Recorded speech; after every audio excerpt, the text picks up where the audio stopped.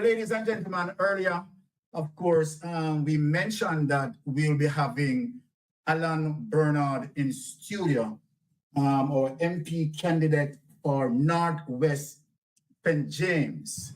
I remember, I remember the last time I spoke with Allan, and I called Allan a politician, and Allan correct me in terms of said, I don't like the terms used as it relates to politician, right? I prefer to be addressed as a political representative, right?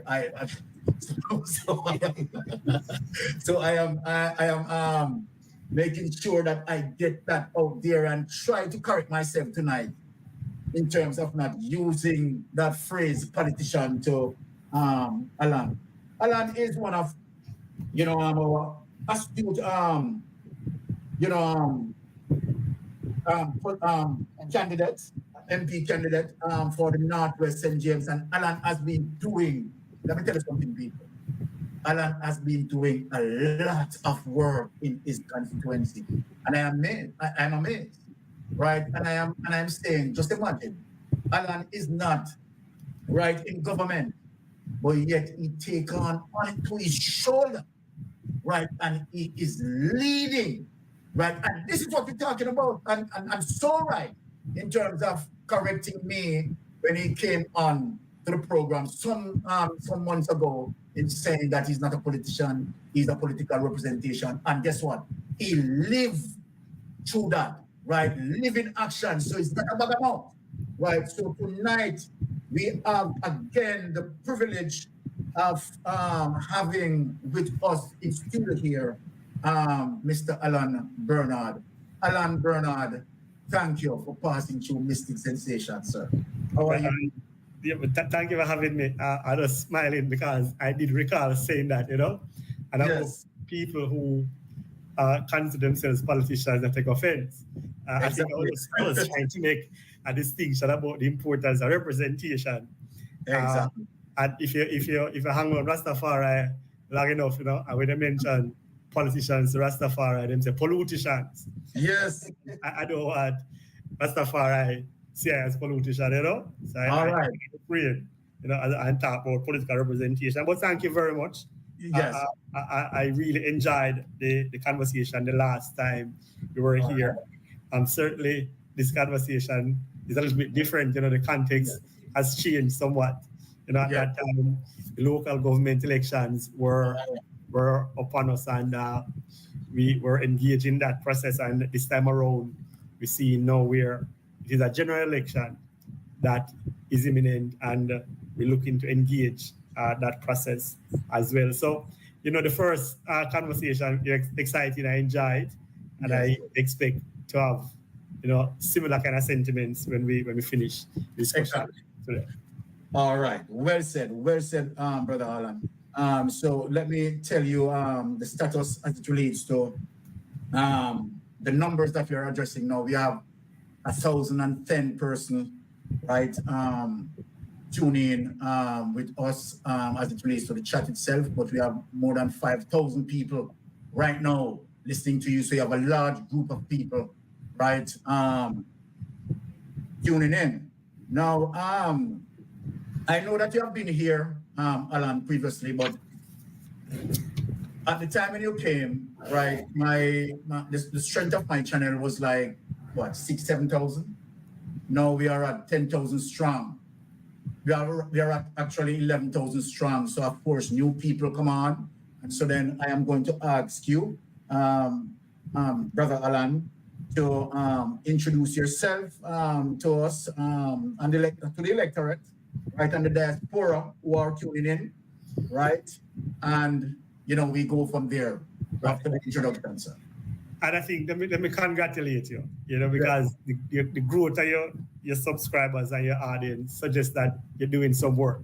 Exactly. So it is worthy of their attention. So congratulations. And I've no doubt that, when I get back here, it might reach the 20,000 figure. Oh, yes. So I'm again, Allan Bernard, and the substantive position to which I am asked to participate here tonight is that I'm the People's National Party MP candidate for Northwest St. James for the upcoming general election. I'm also, the chair of the constituency, and we would have.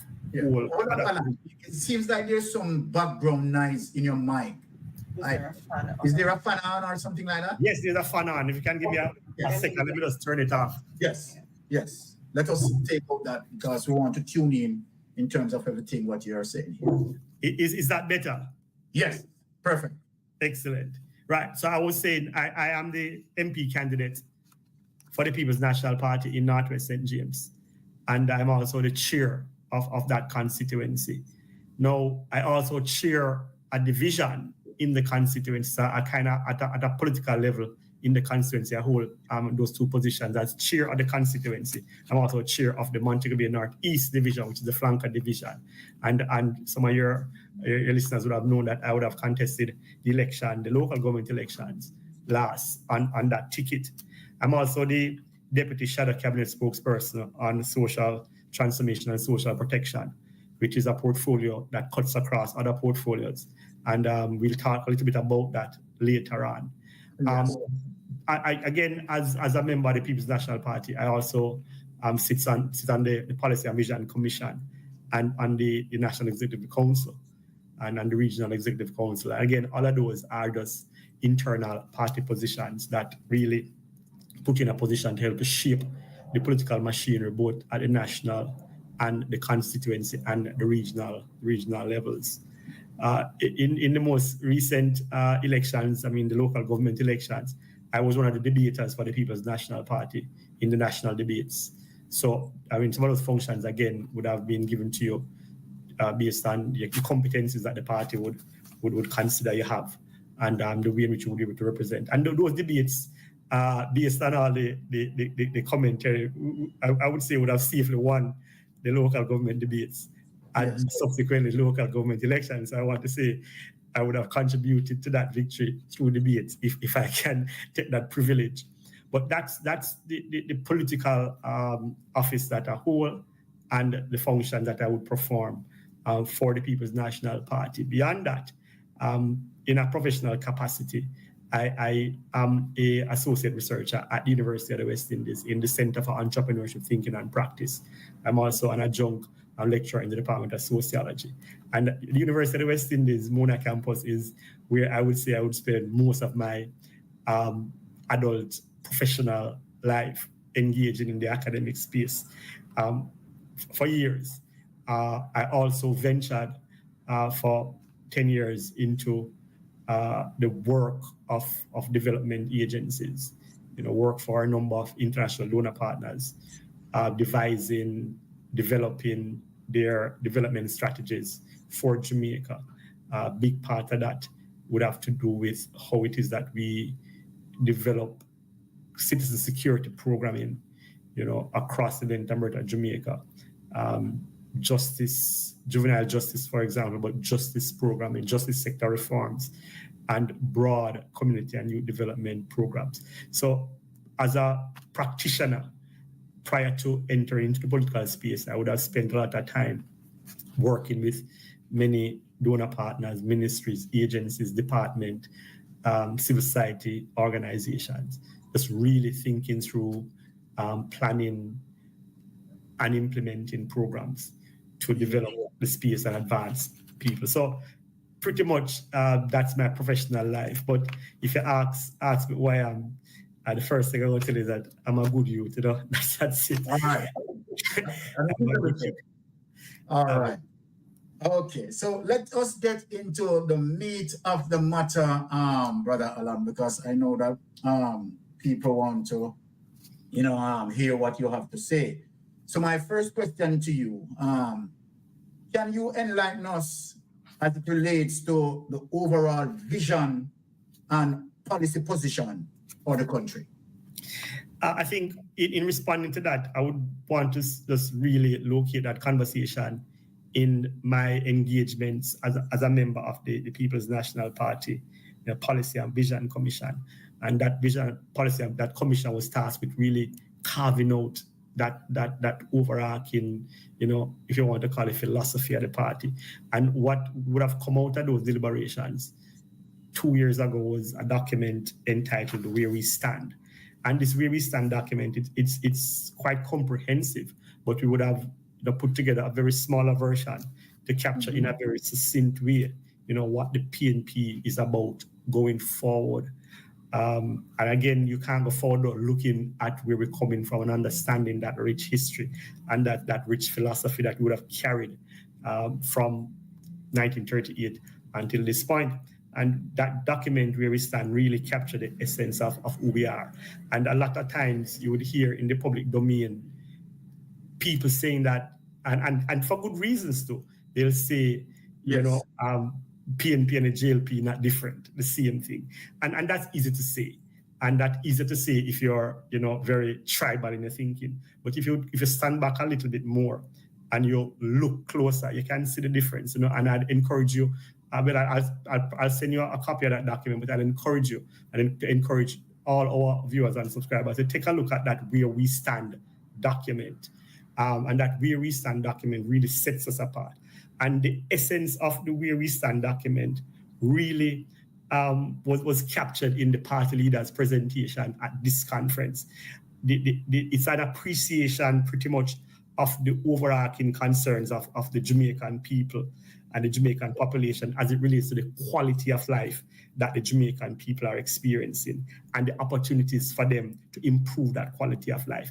When you look at, what we stand for, it is anchored in that understanding. It's really looking at and it's really understanding that people have concerns about the quality of the life that they're experiencing and where are the opportunities to improve that quality of life that they are now experiencing. The party leader, again, captures it in his presentation at the national conference. And what he articulates is really how the PNP would govern when we become the next government. And all of this he would have captured in advancing the word change, which is really, transformation. The PNP intends to transform, the state affairs that we are now undergoing. And he consistently reinforces the word change. In that change, he added, people time come. What does this say in terms of how it differentiates us from the Jamaica Labour Party is what it is that everybody applauded him for at the end of the day. I have heard no comment to the contrary. It addresses his speech at the time, addresses the question of who the system of government will work for under the People's National Party. And it creates a space, therefore, for those people to have a say.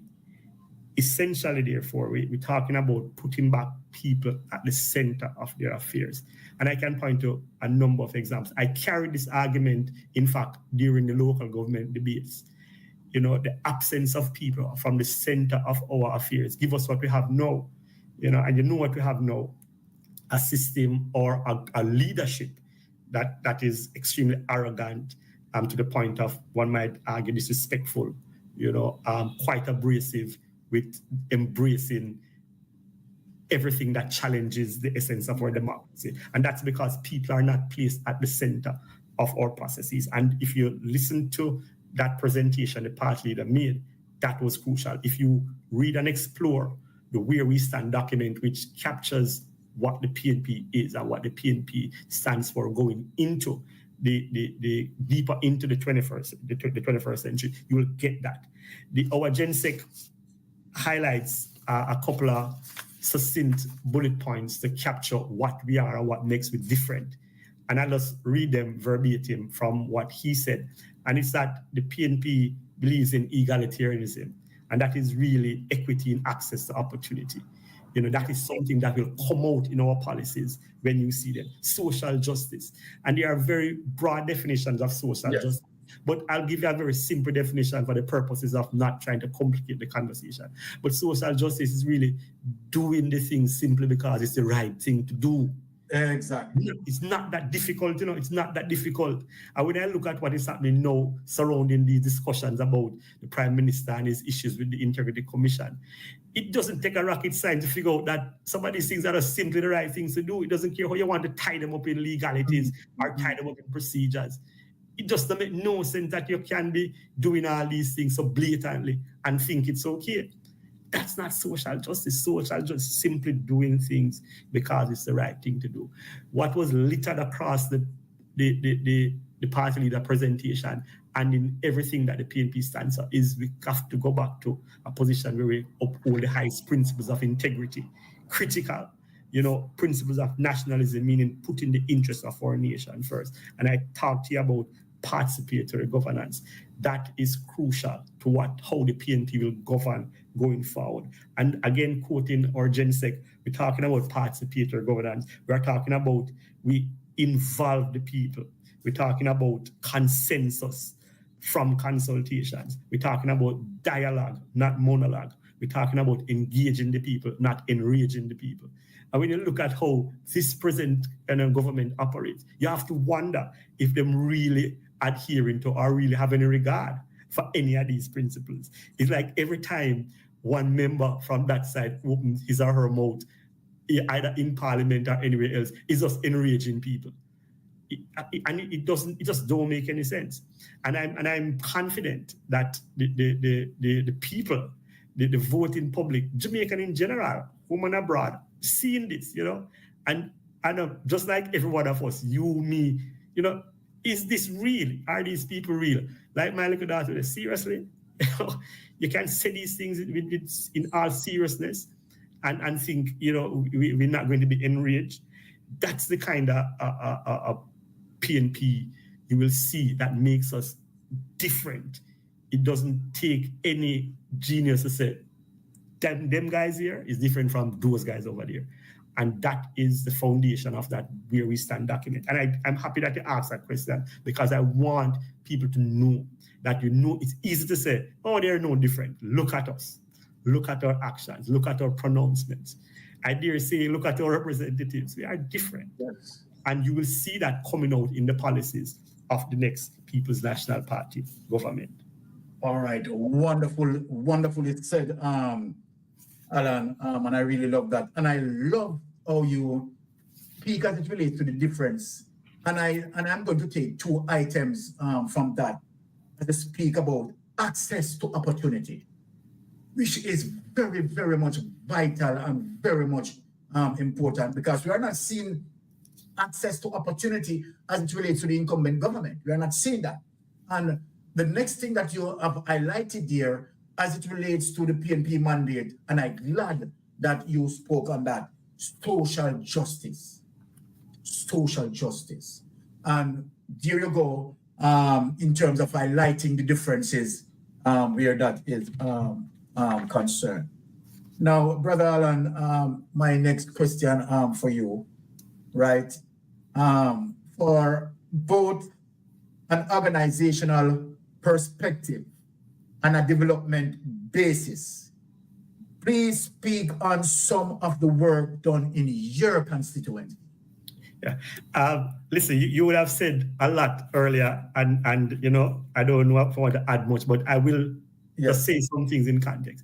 It's amazing the amount of work that needs to be done, and I will say what's even more amazing is how easy it can get done if you have political power, but it's still not being done.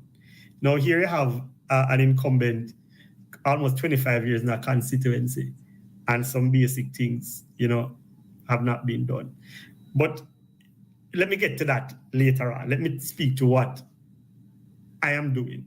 From a political organizational standpoint, we have a constituency in Northwest St. James that has not had any substantial People's National Party representative at the level of a member of parliament, like I said, for almost 25 years. And that, you can imagine, would have done tremendous damage to a political machinery for the People's National Party. And so over the past, let me say 2 to 3 years, I have been investing a lot of time building back that political machinery for the People's National Party in Northwest St. James. What does that mean? It means that we are now putting back in place a solid workers group team to ensure that the work for the People's National Party is being done, both the political work and the outreach work. We have been doing a lot of canvassing to ensure that we understand the needs of the people in the constituency, and we also get the opportunity to speak with the people and encourage the people to support a PNP candidate as well as a PNP mandate if they are interested in the development of the constituency. In all of that, you'd find in Northwest St. James now that all 4 divisions now have functioning executives. At a point, we didn't have that. All 4 divisions have functioning executive. All 4 divisions have developed work programs for carrying out the People's National Party work in the constituency. All 4 divisions have now developed their outreach programs so they can support the work that the People's National Party is doing, but also contribute to the development of the wider community. So politically, we are we are rebuilding the machinery. We have heightened our voter engagement. We have started to do a lot of political mobilization organization from the level of PD straight up to cluster and division. And we're also now going to be rolling out a number of engagement vis-a-vis political education. In all of this, we are looking to strengthen our youth organizations and our women movement in the constituencies. And that's the political organization work that is being done. It is going well. Are we where we want to be? Not yet. Are we getting there? Certainly. Will we be there in time for the next election? Absolutely. We are working hard to ensure that a machine is in place. So whenever time that date is named, we are ready to contest and to compete and to win. So we are doing that work. The other side of the work now, as you mentioned, the development side, we are doing a lot of engagement, a lot of outreach. Earlier, I would have mentioned occupying a substantive Deputy Shadow Cabinet spokesperson position, which is about social transformation and social protection. A lot of what we are doing now in terms of the outreach is to realize that mandate. And one of the areas, or 2 areas that we are focused on, if we are going to be looking at transformation, we are keen on developing early childhood. You would have, all of we hear about the issues that we're having now at the secondary level with the passes not as good as they used to be, with the discipline and the behavioral challenges. Transformation is crucial. It takes time. And we have to fix the root. The literature, the research, the study, the evidence is there to suggest that if you want to correct and fix these things over the long haul, you have to fix it from the root, man. You have to fix early childhood. You have to ensure that you have an early childhood system that provides the foundation upon which that youngster will now engage in primary and secondary and beyond. And so a part of my transformation mandate, and I'm starting in my constituency, is to work closely with these early childhood institutions, the basic schools, the infant schools, the creches, to work with them and to get them in a situation where they have resources, they have the guidance, the competencies to really and truly nurture that child. A big part of this transformation, as we all know, comes with family. And when I talk about family, I talk about parents. You'll find, and again, the evidence is there, it's not me that come find this out. When the child is younger, at 0 to 6 age, the parent is more engaged. They don't leave them, they carry them to school and pick them up, them at sports day, them involved in the youngster life. As the child grows up, let us hold certain things constant, you find the parents' involvement diminishes. We have to now start to build that relationship, concretize that relationship, so when the child goes into the primary situation, it remains intact. So a big part of that transformation is coming at that early stage by engaging with the institution themselves, but also engaging with the parents. So early childhood for my intents and purposes in the constituency is key for transformation. The other part of transformation that we're looking at is really how we treat with the welfare issues that confront some of the most vulnerable in our society. I don't remember who I read this quote from, but there's a quote that I would have seen multiple times. And it says, the measure of a real civilized and developed country is how them treat them seniors, them elders, those who would have forged the path for them. And so one of the plans that we are working on in transformation is how we address the needs of that most vulnerable population, which are seniors. They still have a lot to contribute. They would have contributed a lot for us to be here. They still have more to contribute. And I don't know how much of literature you're familiar with about the silver economy. We have an aging population, and we have to look at ways now to meet the needs of that population, again, for them to continue to be productive, but also to ensure that they pay the homage to where homage is due. These are the ones that blaze the trail for us. So we're looking at programs, again, to ensure that, for example, the state resources that are there in the Social Security Ministry, they have access to those state resources. I can tell you some horror stories. You might even know them yourself about how accessing resources that belong to you becomes like the hardest thing to do, because you make it so hard because other people want to say it is them doing it for you. No, that is yours. That is your hard-earned taxpayers' dollars. You have to make that process a lot more simple for those who are most in need to access it.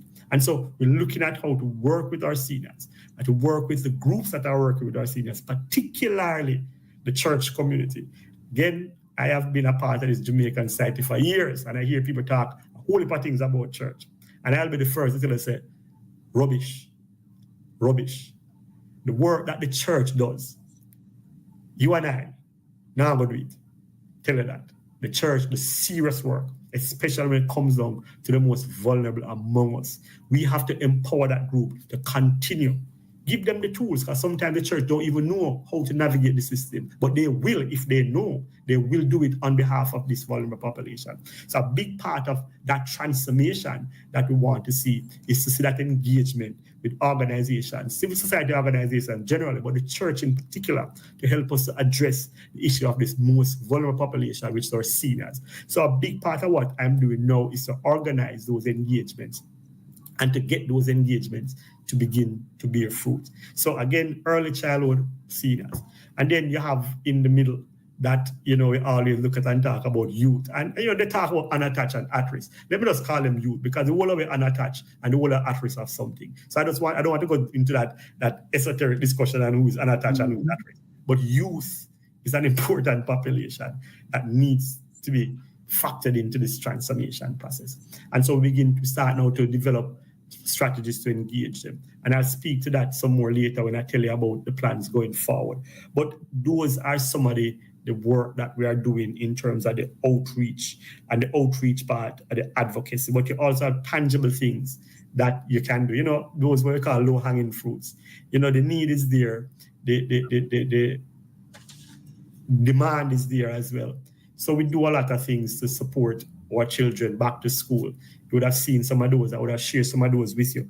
That support is well needed. We facilitate a lot of welfare activities.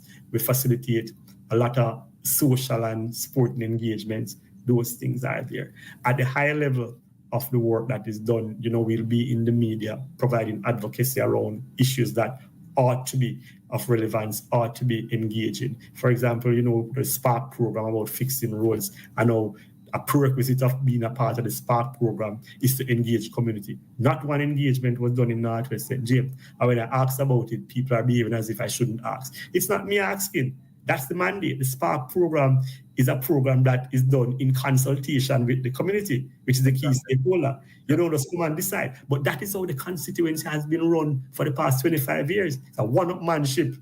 It's a government badness kind of thing, if you use the popular cultural parlance. So you just come here and do it. And the people have grown so accustomed to this that they will say, okay, that's how it goes. So everybody now is just passive recipient. Nobody's actively participating in the process. And sometimes they choose not to participate because they don't see it as going to go anywhere. It's not going to impact anything.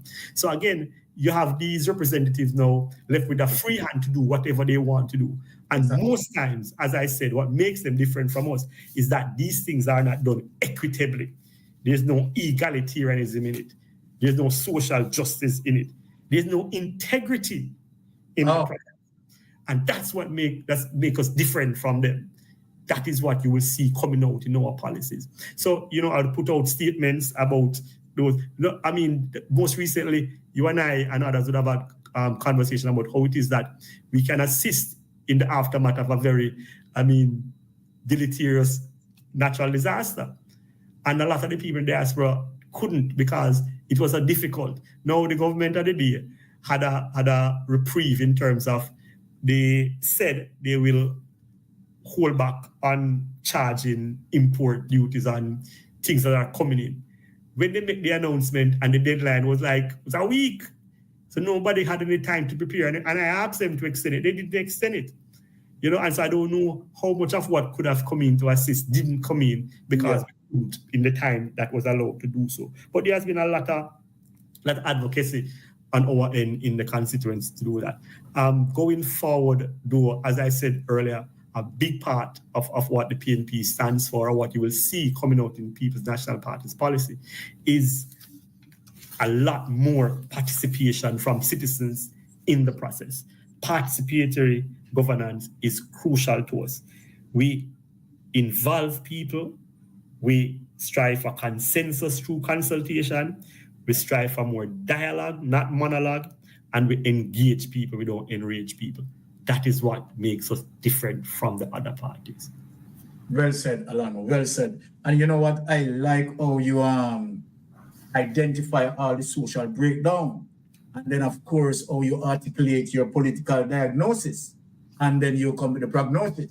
That is really wonderful in terms of that. And this is what we are talking about, representation, right? When you have persons who are knowledgeable of their function, right? Person who can ID the problems that plague our society, particularly for a protracted period, right? And you have someone now who is vibrant, like an ALLAN BERNARD, who can identify the issues, right? As I said, the political diagnosis, and of course, come with the prognosis.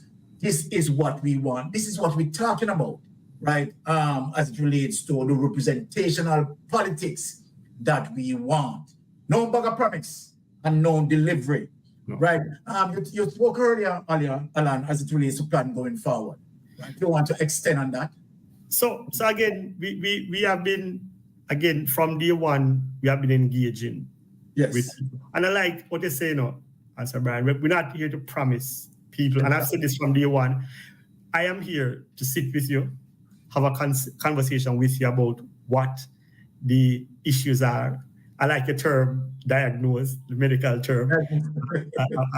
I'll go use it going forward. But all right. sit with you, yes. Talk about what the issues are, and together work out possible solutions. But not only leave that, we go out and implement them together. What I know from being a development practitioner and working with evidence-based programming, and you plan and implement, you monitor and evaluate, etc. We go sit down and we go discuss. Yes. We go plan and we go implement. Certainly, not everything you implement go work. But what's the beauty about that? You go learn some things from it. I will go take those lessons and go at it again until we get it. That is what I am bringing forward. That's not a promise. That's not a promise, because that is you and I sitting, discussing, engaging, working together, learning together, and come up with a solution together. I know I like that approach, because you don't have to walk around and say, "Oh, Allan make that." No, I never Allan make it done. It was you and I. Yes. You're a part of it, and I think. Yeah, man. When I was growing up in Flanker, I tell my virgin them, say, "Regent, I don't want nobody to walk back at me, you know. One bag of man walk back at me. We are virgin man, we are friend man, the man if they beside me." Exactly. That's the approach. The approach is that these kind of leaders now, they want to be God, if you want a better word. Mm-hmm. Oh, it was you. No, that's your job. You're being paid to do that. You get paid as an MP, as a councillor, and you get paid. So go do your job. But you want to be people walk around and praise you and say, "You would be." No, that is your job. And I'm saying, if you and I work together, get it done, I would prefer if you say, "Yeah, man, I was a part of that." That just says, "Allan, get it done." No, yes. We get it done. Certainly, we play my role and you play yours. But exactly. I just want to say that it's a philosophical position of mine. And in going forward in the plans for the constituency, the primary, and I'll reiterate this because it's so important, is participatory democracy. Yes. At the level of communities, citizens have to participate in the process. Not only do they take ownership of it, they have valuable insights that you might not have. So I grew up in Northwest St. James, but I grew up particularly in Flanker. And I can tell that the dynamics in Flanker are different from the dynamics in Norwood.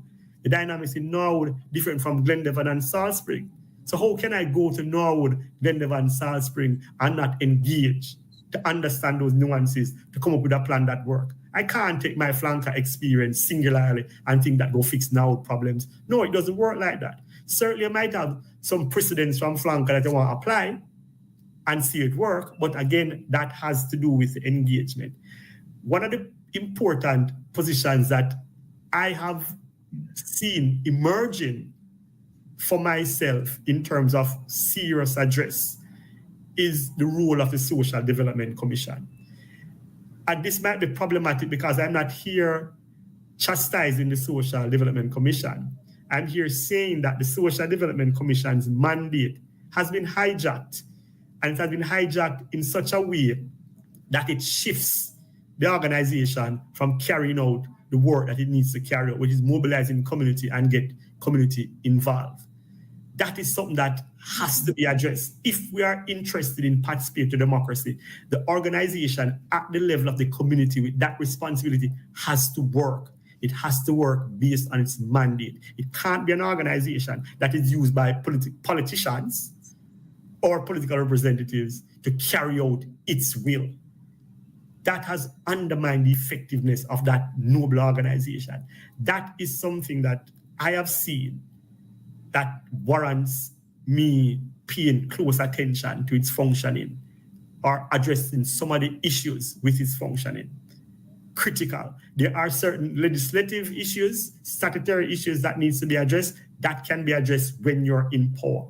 And I think that addressing those issues will help to strengthen that organization and rid it of the issues that cause it not to carry out its mandate. So right off the bat, going forward, if we're going to be addressing the issue of participatory governance at its core, getting people involved, getting them back in the center, if we have an organization that has such a mandate, then that organization needs to carry out that mandate. And that is paramount at the forefront in my vision. Okay. How to get the Social Development Commission to work as it was intended. That is crucial. Yeah. Another big ticket item that has come out, again, this is from my high-level scanning, just cursory high-level scanning, but deep knowledge of positive youth engagement. The absence of positive youth engagement space. Again, these spaces have been hijacked by so many different nefarious elements.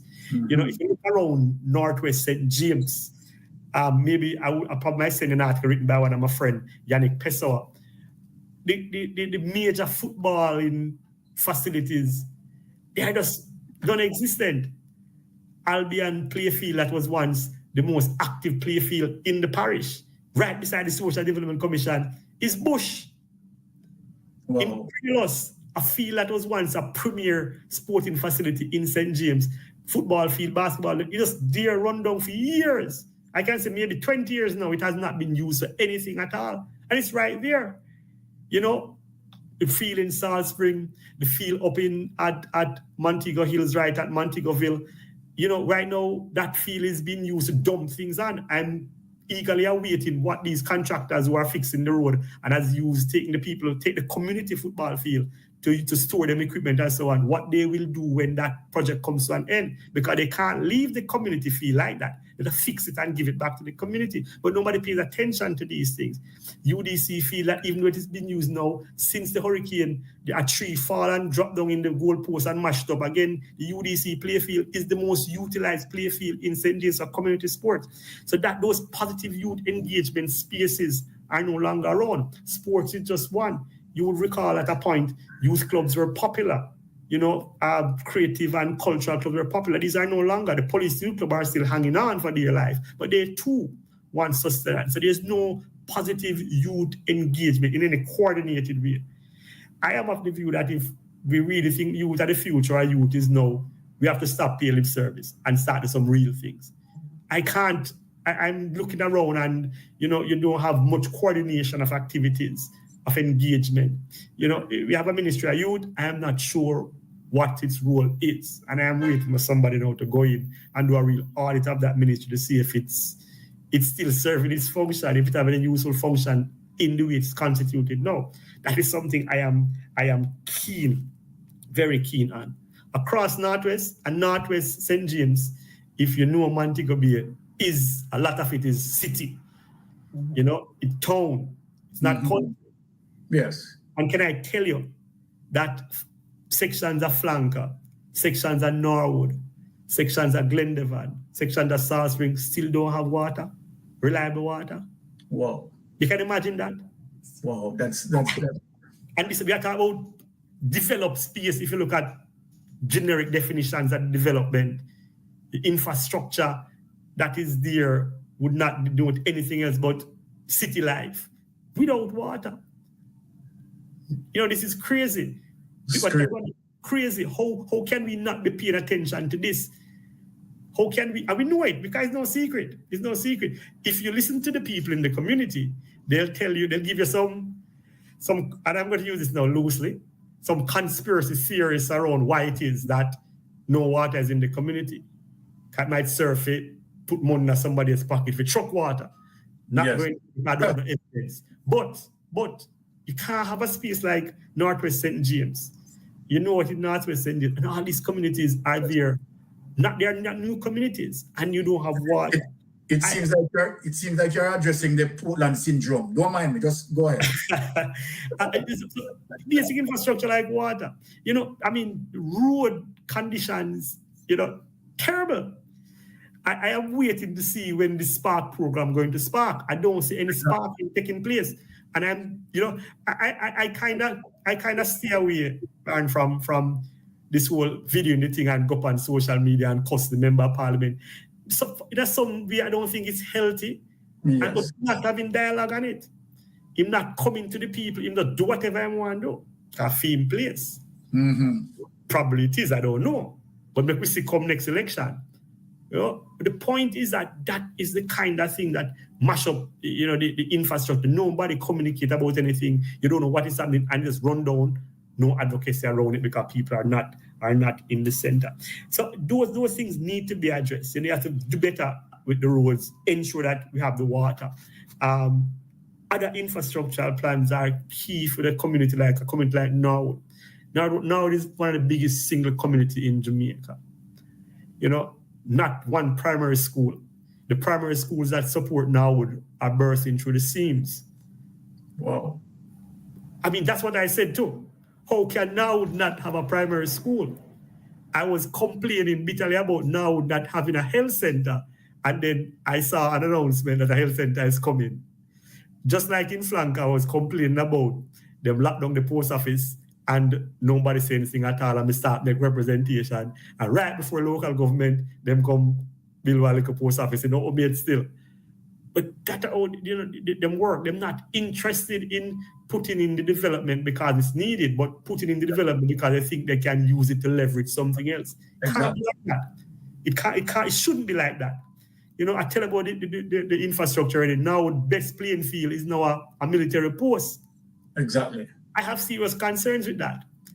That was the community's play field, and the youth them sit down and look across an army and them play field and them can't play no ball. There are so many issues that concern infrastructure development. I know the JDF have a civil engineering unit. That civil engineering unit is one of the best in the world. We're just going to here to help them. And the best in the region, put it that way. We're very skillful. Yes. So if you wanted to get a place to house the military because they're a part of your crime prevention strategy, them could easily find a piece of land, clear it, and put whatever put there just as central as they do with the people them feel. And the people them talk about it, nobody listens. These things have to be addressed going forward. I am not here saying that upon becoming member of parliament of Norwood St. James, I'm going to tell the military to move out. I'm not saying that. I am saying that upon becoming member of parliament of Norwood St. James, we are going to have dialogue about where that military base should be placed. Exactly. And all I know is it should not be placed on the playing field. We need our playing fields. Agreed. Agreed. Even fields. It's crazy. So those are some of the apparent tangibles. But broader, in terms of the economy, is a concern. The economy is a concern. I don't want to tell you about all the narrative about how well we are doing at the macroeconomic level, how we have paid down the debt, which is good, how we're controlling inflation, I think that run away now, how we control the dollar, that run away now too. But what have been said is that we are in a better position now than we were prior to the last 8 years of government. But that has not been felt at the level of the community. And that's simply because there's no broadening of the economic base at the level of the community. We have been in dialogue with a lot of people who understands the economy way better than I do, and to say, how can we broaden the base of the economy at the level of the community? And in Northwest St. James, it is very, very real, very practical, not going to say very easy to implement, but it is a very interested and strategic process of getting that done without massive interruption. Here are my ideas. Tourism is crucial. If we put in the basic prerequisite of making the place safe, we can broaden the economic base to get the tourism dollar to spread a lot further in the community. We can spend an entire session and talk about what that means. But what it means is that all the enterprises that are either there or the opportunities to establish new enterprise at the level of community, those can be undertaken without much capital investment. It's just proper planning, strategic partnership and alliances. And again, the basic prerequisite, I feel, is to ensure that the place is safe, which is not a difficult thing to do if you engage with the people. A militarization of the space is not going to make the place safe. It's going to make the place full of military and security personnel, which then still mean you feel safe. So broadening the base of the economy, community tourism is crucial. Agriculture. I can tell you, because I consider myself a farmer. I'm into farming. I have 2 farms, and we do a lot of farming, animal and crops. And when we talk to youth in urban spaces, because one of the farms in the urban space is in Rockfort, which is a very urban space. One of the most prosperous, thriving farm is in Rockfort, Rock Springs Farm. And when I engage youth in the urban space about this enterprise of farming, them ready. The environment is just not enabling. It's not enabling. You know, my colleague, Damon Crawford, as you know, is leading goat farmer in Jamaica. And when he went to Portland and he put forward a plan, if that plan was implemented then, everybody who would have taken up that plan would have had a very, very healthy herd of goat right now, pulling big bucks if they are taken on. But that absence of a vision and that absence of making an environment enabling to farming, you know, is holding back that vision. But again, under PNP government, that is going forward. The GenSec of the party is now the spokesperson on agriculture, and he is gung-ho on transforming the economy through agriculture. Not through announcements and pronouncements, but going out there and do it. And there are so many of us within the PNP who are actually practitioners in this era. So we're not only talking the talk and tell you, we're doing it ourselves. But broadening the local economic base through farming is crucial. The third element of broadening the economic base is through the creative and cultural economy. Our party leader, in his budget presentations this year and the year before, specifically mentioned his interests in the creative and the cultural industries and the wealth that this industry can generate. And so we have a spokesperson who is looking at that directly. Well, 2 spokespersons, I will say. We have a spokesperson looking at the creatives, and we also have a spokesperson looking at innovation. And innovation can come through, a lot of innovation is possible through a real serious concerted and determined focus on what is possible with the creative and cultural industry. And I want to just add something else to that. I'm not going to talk a lot about it because it will evoke a whole heap of sentiments that, you know, we might want to have more answers to that I can provide you now.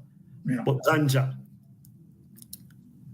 the way in which we are treating with the ganja product now still does not afford much, if any, to those who really would have given their life to this industry. You know, my colleagues will tell you that, you know, talking about ganja as if medical marijuana is the only way to go is utter nonsense. Utter nonsense. Mm-hmm. There's so much more we can do for that industry that can help to broaden the local economic base and generate wealth at the level of community, not at the level of big pharmaceuticals. You know, that's the problem. That's the problem we're having. But I want to put that on when I talk about the creatives.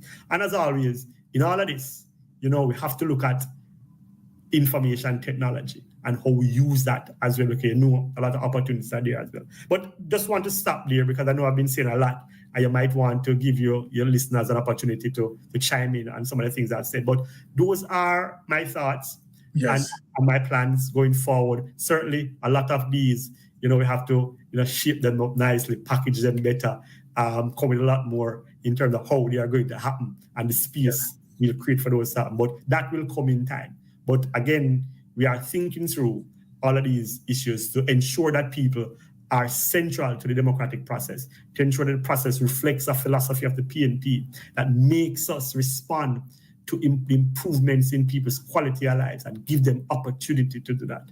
And we are looking keenly and building out an economic base where everybody can benefit from it. Okay, very good, very good. I want to ask you a question where, you know, because many of our Jamaican people, right, are suffering as it relates to the high cost of energy, the electricity bill, right? A lot of people are complaining as it relates to the high cost. Do you have any plans as it relates to moving towards a solar efficient society? All right, so I don't have a personal plan per se, but in looking at everything that we will be doing, climate smart approaches are crucial. And a big part of climate smart is how we use clean energy. For example, I tell you about my farms. One of the things that we put in place, a biodigester, you know, because we produce pigs waste convert into methane. We use, it's on the hillside with plenty sun, so we plug into the sun, so it's a solar facility. We have access to a spring, so we utilize the water from the spring. Again, clean energy. The approach to solar now is quite fashionable. Access is fashionable. I think it can be argued that it's becoming more affordable. So we try to encourage and promote that.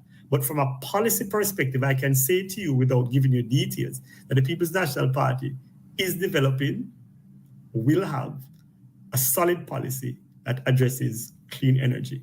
How do we reduce this oil bill that places pressure on every other sector? But for us in Northwest personally, we are carrying a mandate of climate smart. When you talk about climate smart, you talk about clean energy. Talk about clean energy, you talk about tapping into the sun, obviously. Just because you mentioned it now, in Norwood, we are working to start what we call turf football is very popular now because a lot of the youngsters work in the days, so they play football in the night. I would call it turf football. I would do anything on the street, and they have asked for solar light. You see that? Even the youngster on the street is thinking about it. All we have to do is enable them. That's it. They ask solar light specifically for solar light. And the only reason for that, you know, is because light bill too expensive. So they know that we have to find an alternative way. Solar is the alternative. So we're working on the lights for those youngsters in Norwood so they can play them street football in the night because they have to work in the days. All right. Well said, Alan. Well, what I want to do, I want to give the chat, right, at least 5 or 10 minutes, right? Anyone in the chat who want to ask questions to, right? Of course, the MP candidate for Northwest St. James, Allan Bernard, right? Quite articulate, right? And trust me, very active in his constituency, doing a lot of work in his constituency. So I'm allowing the chat for any persons who want to call in, or persons who want to type into the chat any questions that they have for Allan. Allan is right here with us. So any issues that you feel that Allan didn't touch on and you want to ask questions on those issues, right? We are giving you the time to ask Allan since he's here with us, right? So we can participate in that, right? Anyone who is calling in, right? Or so forth. The number is streaming across the screen and I just put it in the chat as well. Okay. Anybody wants to there's a number streaming across the screen there. So anyone who want to call in, right, and chit chat with Allan within for 10 minutes, then we're good to go. All right. Thank you, Larry, for that. Yes, bring the likes, people, right? So anyone going there? We have 4 minutes, Baron. I have a quick stop at 8:30. So we have 4 minutes. 4 minutes. 4 minutes. Okay, and I can see the heat is on now. The fan is off. I can see your sweating. All right, 4 minutes. Right. So. Okay, there's a question in the chat. Okay. I like the question. There's a question, Allan. What are the plans for mentorship programs for the youth? I think, you see, this is a great question to pose to me, simply because we have never stopped mentoring. Yes. It's a tradition I come up in, and this is why I'm so keen on SDC. You see, when I grew up as a youngster in Montego Bay, SDC was the organization that provided me with the opportunity to be mentored and to become a mentor. My finance person now on my campaign, Mr. Floyd Itchman, was actually the youth leader president in St. James when I was a part of his cabinet. It gave us an opportunity to become mentors and mentor others. And I grew up in that tradition. Now, coming up in that tradition, I would definitely have to pay it forward. And so we have developed programs upon programs upon programs within St. James, in Flanker in particular. In Norwood, we have a program going on there as well with Hands and Heart Foundations.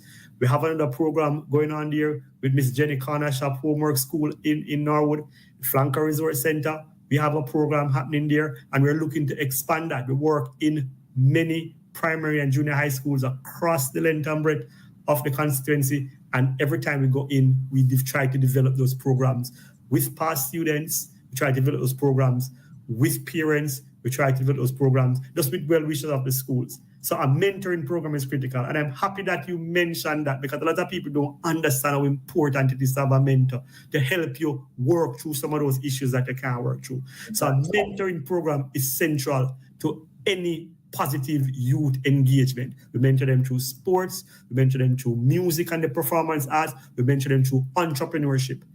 And it's critical that we continue with those programs. So yes, we have plans for those. Not only do we have plans for those, we have active programs in terms of mentoring that is going on right now as we speak.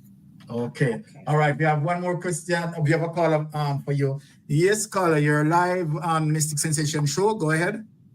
Yeah. Good night. I'm again. Yes, However, Sister P. I my hours are now still enough. But Mr. Allan, I'm a big farmer, small one.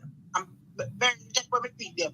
So more you tell me if you what kind of pig you have more than 2 pigs to buy. So Mystic can give me number. Mystic, me I call later. Okay. One for some people for Isaac, but I'm not the hour right now. All right. Mr. Allan, serious, me know it's me pig them in a barrel. All right, so I can hardly hear the caller, but I hear She's a pig farmer. If you have the white one, the man is Durek, I don't more for buy. Where's your farm? Where's your farm? Where's your farm? Yo, where's the farm? Where's my no, me don't really have the farm yard, me grow them. Where's your home? Computer center. Same time. Same time. That will be the only issue I have. To be very honest with you, that's the only issue I have to get to St. Anne. But again, I am very keen on farming, and we have pigs, we have goats, we have sheep, we have cow, animal farm.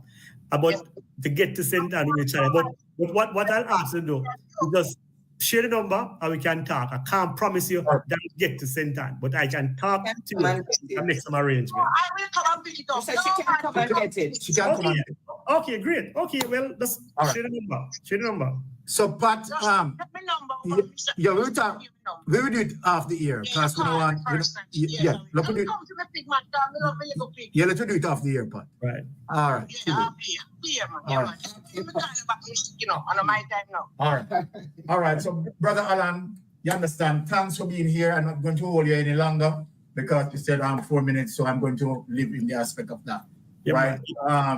Wonderful again, right, to being here and how you articulate the issues, right? And I mean, the people love you in the chat, right? You can see all the good comments that are there, right? And we, of course, open for you to visit us again, right? Brother Allan, before you go, right, we know that, of course, you want the people to galvanize and vote for you, right? Just give them 2 fundamental reasons to vote for you before you go. I think I will just repeat what the party leader said at our conference. Yes. People time come. Time to put people back in the center of our politics. Yes. Vote for the change. Vote for the change. Vote for the change. All right. Thank you, Allan. Big up yourself, boss. Thanks a lot for that. All right, cool. Thank you. All right, so there you go. There you have ALLAN BERNARD, Northwest St. James, and people. Make sure to support ALLAN people in Northwest St. James. Remember to support. Make sure